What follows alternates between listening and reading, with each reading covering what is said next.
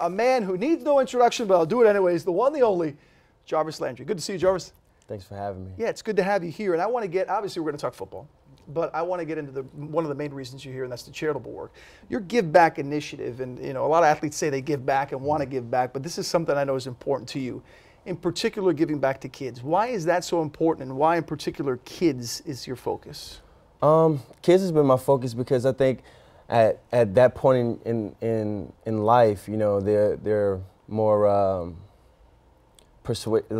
have the opportunity to be persuaded. Yeah, you can have an impact for them, on their life. As a mentor, yeah. Yeah, and for me, I never really had that. So for me to have the opportunity to be in this position and have opportunity to give back is something that I want to do. You do a lot of stuff with backpacks. We're going to get into stuff you're doing with TCL, that you're doing with TVs.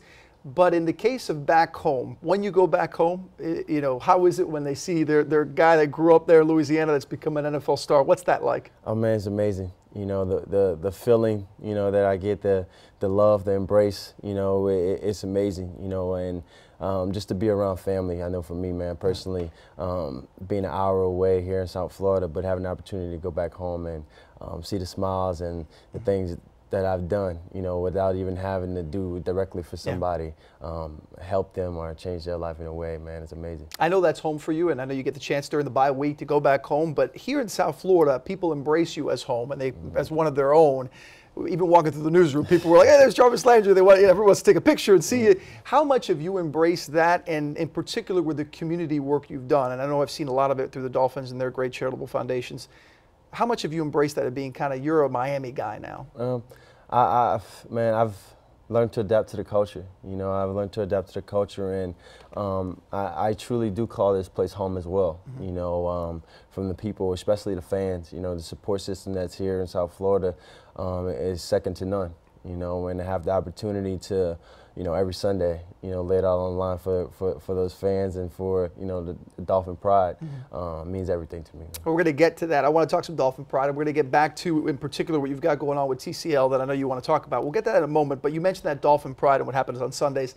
This Sunday you get to relax. You get to relax on Sunday. You get to relax now and get back to work on Monday.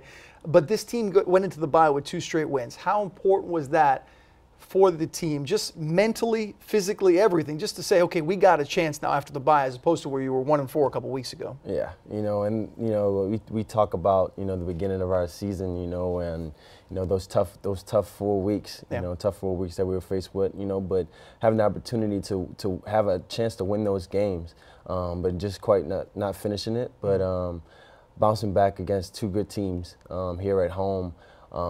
Definitely did a lot for our confidence, definitely did a lot for our momentum, and I think it's something that this bye week being in place, that like it is, gives us the opportunity to get our legs back before we touch the West Coast and finish off here with the Jets. So I think it gives us the opportunity to regroup and continue to build off the momentum that we have. I know it's a question a lot of people ask, and I ask it as well. You wonder, what Dolphins team is this? What is this Dolphins team? Is it the team that we saw early in the year that at times struggled? Is it the team that we've seen all of a sudden with Jay and you making plays and the defense getting back to normal? Is it somewhere in the middle? What would you think is the formula for this team to have success down the stretch?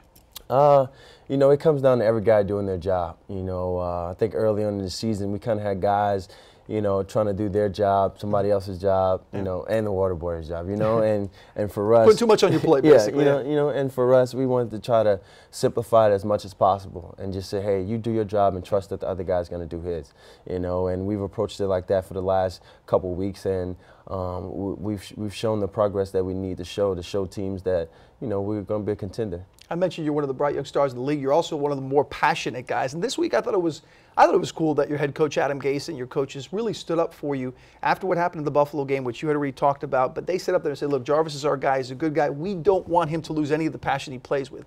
When you hear that from your head coach, how does that make you feel?